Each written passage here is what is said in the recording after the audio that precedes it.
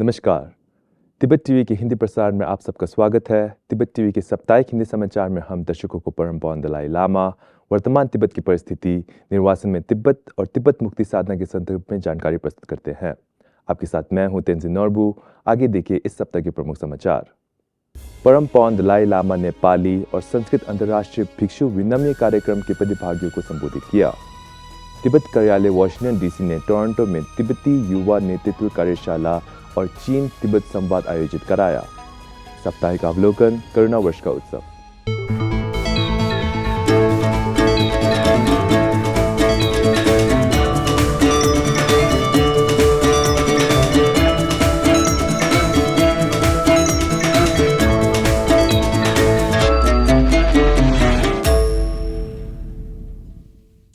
इस सप्ताह सोमवार को परम पावन दलाई लामा ने दक्षिण भारत के मनकोट में ड्रिपुंग गोमांग वाद विवाद मैदान में पाली और संस्कृत अंतर्राष्ट्रीय भिक्षु विनम्य कार्यक्रम के चौथे वर्ष के प्रतिभागियों को संबोधित किया। प्रतिभागियों को अपने संबोधन में परम पावन ने इस बात पर जोर दिया कि बौद्ध धर्म दर्शन और मनोविज्ञान की व्यापक व्याख्यान प्रदान करता है, जिससे तिब्बतियों ने सदियों से संरक्षित किया है।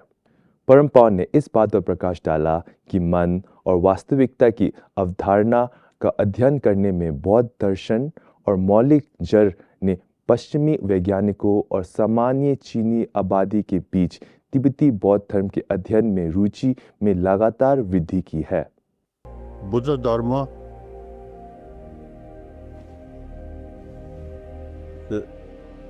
you see many aspects like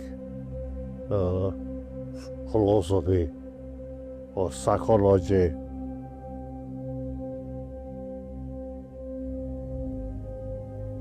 and when we explain Buddha Dharma, they including about psychology.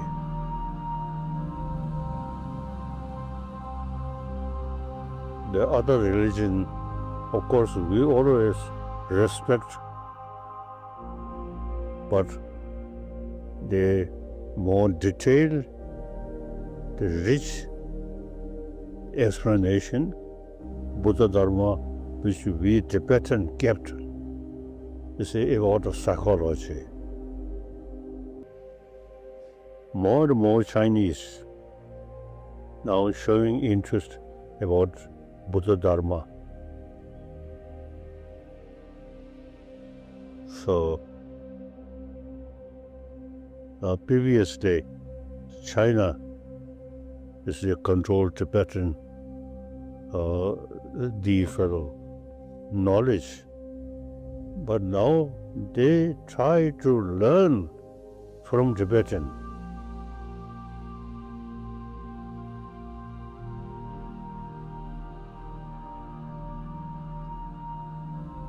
So, our knowledge, it seems, I think, a very useful knowledge. And our knowledge, not only just a mere knowledge, but practice. So, result, peaceful mind. Thank you. Thank you. पिछले सप्ताह परम पावन ने 1000 से अधिक लोगों को दर्शन दिए, जहां परम पावन ने उनके लंबे जीवन की पुष्टि की। Core group for Tibetan cause के राष्ट्रीय संयोजक रिंचन खंडो खिरमे ने अपने परिवार के साथ परम पावन दलाई लामा से व्यक्तिगत मुलाकात भी की। तिब्बत टीवी से बातचीत करते हुए रिंचन खंडो ने परम पावन दलाई लामा को अच्छे स्वास्थ्य में देखकर खुशी व्यक्त की और तिब्बतियों को तिब्बती हित के लिए अपने प्रयासों को जारी रखने के लिए प्रोत्साहित किया। उन्होंने अपने विश्वास की पुष्टि की कि तिब्बत एक दिन स्वतंत्र होगा। हम लोग तो एक्टिविस्ट है, तिब्बत के लिए हम लोग काम कर रहा है और तिब्बत का जो आपका गवर्नमेंट या हिज होलीनेस का जो पॉलिसी है उसका नहीं करके हम लोग तो पूरे तिब्बत आज़ादी के लिए लड़ रहा है, क्योंकि हम तो ये पुराने इतिहास जो तिब्बत का है वो फिर दोबारा उसको स्थापित करना चाहते हैं। जो तिब्बत एक आज़ादी देश था और पूरे आज़ादी के साथ, और इसलिए हम लोग चाहते हैं कि पूरे इनसाइड और आउटसाइड तिब्बतियंस जो है, तिब्बत के अंदर में है या बाहर में है, आप लोग पूरे हिम्मत रखिए, तिब्बत का आज़ादी होगा, ये हम लोगों का पूरा संकल्प है। क्योंकि तिब्बत आज़ाद होने से ही हमारे भारत के लिए भी बहुत बड़ा इशू है, क्योंकि हमारे देश का सुरक्षा का उसके मामले के साथ में जुड़ा हुआ है, क्योंकि Tibet was a buffer zone. आज हम लोगों को चीन के साथ में, और हम लोग अभी तक भी तिब्बत सपोर्ट ग्रुप के जितने लोग हैं वो इंडो चाइना बॉर्डर नहीं मानते, हम लोग इंडो तिब्बत बॉर्डर मानते हैं। और हम लोगों का एक बहुत बड़ा प्रोग्राम है कि हिज होलीनेस को पहले भी हम लोगों ने पूरा गवर्नमेंट ऑफ इंडिया को अप्रोच भी कर चुका, गवर्नमेंट ऑफ इंडिया को प्रेस भी किया है। उसमें हिज होलीनेस को भारत रत्न जो है, हिंदुस्तान का जो सिविल अवार्ड सबसे बड़ा अवार्ड है, उसको उनको हम लोगों को उनके किसी तरह से उनको डेकोरेशन करना है। तिब्बत कार्यालय वाशिंगटन डीसी ने तिब्बती कनाडाई कल्चर सेंटर के साथ मिलकर 28 से 30 दिसंबर 2025 तक कनाडा के टोरंटो में 3 दिवसीय तिब्बती युवा नेतृत्व और क्षमता निर्माण कार्यशाला का आयोजन किया। कार्यशाला में टोरंटो, ओटावा और कैलगरी से लगभग 40 युवा तिब्बती शामिल हुए, जिसमें कई कम्युनिटी लीडर्स ने प्रशिक्षक और वक्ता के रूप में हिस्सा लिया। वकालत प्रशिक्षण, इंटरैक्टिव समूह चर्चा और प्रस्तुति, ध्यान कक्षा और व्याख्यान जैसे पाठ्यक्रम प्रतिभागियों को तिब्बत के लिए मूल्यवान आवाज़ बनने के लिए डिज़ाइन किए गए थे। टोरंटो में रहते हुए तिब्बती कनाडाई सांस्कृतिक केंद्र के सहयोग से तिब्बत कार्यालय ने 28 दिसंबर 2025 को करुणा का वर्ष कनाडा चीन तिब्बत संवाद भी आयोजित किया।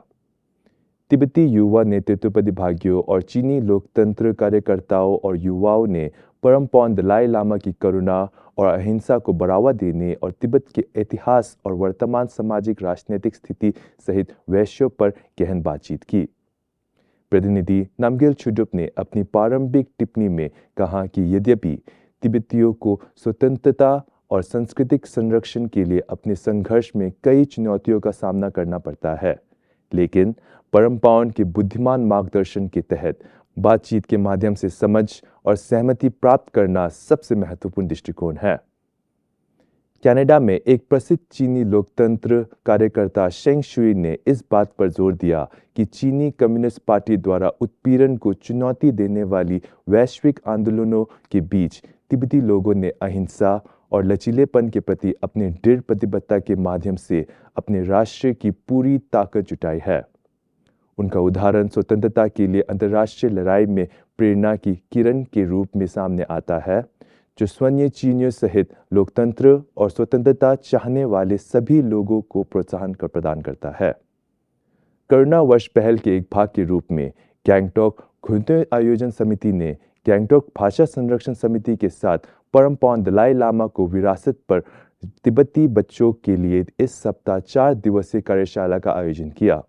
कुल्लू मनाली स्थानीय खुंते आयोजन समिति ने समुदाय के सदस्यों के साथ गरीब और ज़रूरतमंद परिवारों को कठोर सर्दी से बचाने के लिए कुल्लू मनाली और भुंतर क्षेत्रों में कपड़े वितरण अभियान की मेजबानी की। इसी के साथ आज का समाचार यही समाप्त होता है। अगले हफ्ते हम फिर मिलेंगे, तब तक के लिए मुझे आज्ञा दीजिए। धन्यवाद।